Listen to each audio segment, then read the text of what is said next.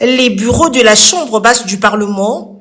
a une séance d'information ce mardi 15 juillet 2025 à l'hôtel du Fleuve à Kinshasa avec la délégation du panel des facilitateurs de la médiation africaine pour la paix et la stabilité en République démocratique du Congo. Sous la conduite du premier vice-président Isaac Jean-Claude Chilombai,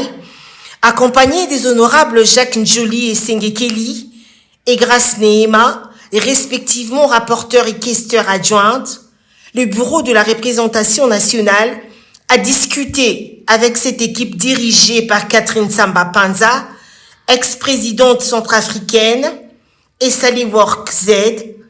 ancienne présidente éthiopienne, sur la situation en République démocratique du Congo. Et recueillir la version de l'Assemblée nationale sur la crise qui sévit dans la partie est de la République démocratique du Congo était l'objectif de cette rencontre. Au cours de cette séance d'information et d'échange des vues, les questions sur les sorties de crise, les actions d'appui de la diplomatie parlementaire de la Chambre basse, l'appropriation par la population de l'accord de paix de Washington et l'accompagnement de l'Union africaine ont été abordés. Nous sommes ici pour rencontrer l'équipe de facilitation désignée par l'Union africaine qui a souhaité échanger avec le bureau de l'Assemblée nationale comme représentation nationale pour avoir notre part de version sur la crise qui secoue le pays et les possibilités qui sont envisagées dans le cadre de cette facilitation pour en sortir. C'est ce que nous sommes venus. Ils ont plus souhaité en savoir un peu plus de notre conception de ce que nous savons de la crise et des efforts qui sont fournis ici dans le cadre de sa résolution. Voilà, c'était plus une séance d'information pour eux. Ce n'était pas des discussions conjuguées en vue d'une résolution immédiate d'un problème, mais plutôt des idées, des éléments qui peuvent faciliter leur activité. Voilà ce que nous avons tenté de faire ici avec l'équipe de la facilitation. En outre, ces discussions directes avec le bureau de la représentation nationale s'alignent dans la dynamique d'appui au processus de paix dans la partie orientale afin de consolider les initiatives des résolutions de crise, conformément à la version du président de la République Félix-Antoine Tshisekedi,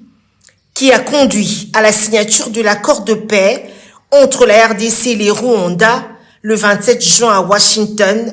sous la facilitation des États-Unis d'Amérique. C'est toujours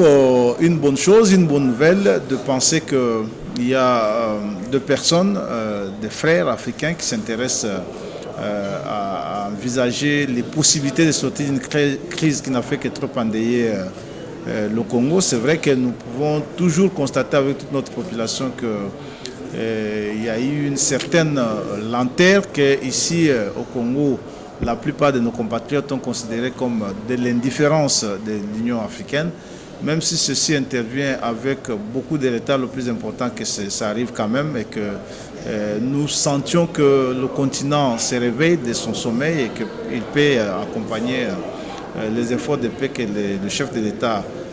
a engagés ici avec d'autres partenaires, et c'est une chose absolument importante. Au nom du bureau,